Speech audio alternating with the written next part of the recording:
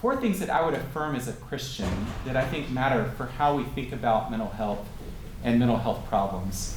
The first thing and the most important thing that I can say tonight is that the deepest truth of who each of us is, who you are, who the person beside you is, who anyone who you know is that God knows us and loves us. That we are God's creatures. God knows us and sees us and loves us. And when God looks at us, God sees someone whom he loves, and he says, it's good that you exist, and it's good that you're here. It's good that you're in this world. So we don't come into this world just kind of like existing and trying to find our own meaning.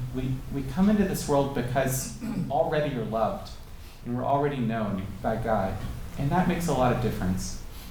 The second thing I'd say is, first is that God loves us. The second thing is that we are, if you read the book of Genesis, like we are dust. We're creatures of dust, which means that we're bodies. And we feel the limits of our bodies. And we'll hear from Dr. Martinez, who talks about his work with athletes. We are bodies, and that means that our bodies can grow weary, they can get sick.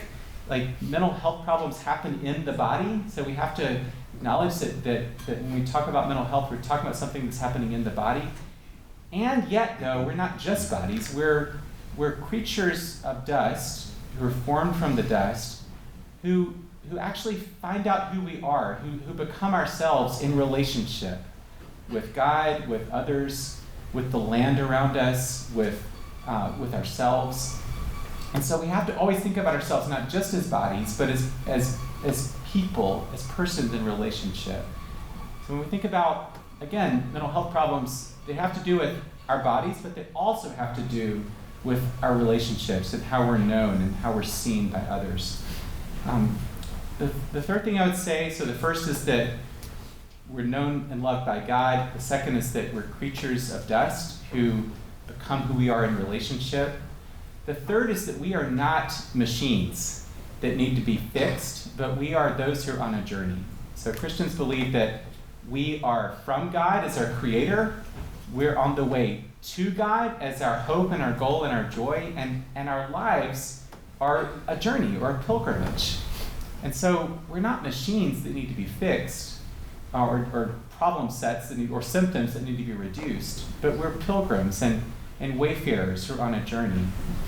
And I think, well, we can talk more about this, but I think the most helpful thing that any of us can say when we're facing a mental health challenge or when someone we love is facing a mental health challenge, which is not how can I fix this, but rather like what's needed right now for the journey that I'm on or that the person I love is on. And the last thing I would say is that so much of our lives are focused on gaining control over ourselves, over others, over the world. So much of a lot of you, if you're studying or teaching at Iowa State, like you're thinking about how do I take a world that seems to be uncontrollable, unknowable, and bring it more under control through the sciences, through engineering, through other things. And control is a good thing. And though, like we're not ultimately to pursue control, and I'm happy to talk more about this in the context of our conversation. But we're actually God didn't put us here just to gain more and more control over ourselves or over others. God created us to be lovers. Those who are drawn into love of God and of ourselves and of others. And so how do we find ourselves moving from control and the desire to always be in control to actually growing in love and in trust and in wonder? I think if we can begin to think about our lives as like as being drawn into God's life and love, then we'll begin to like understand some of the beauty of what Christian faith has to offer.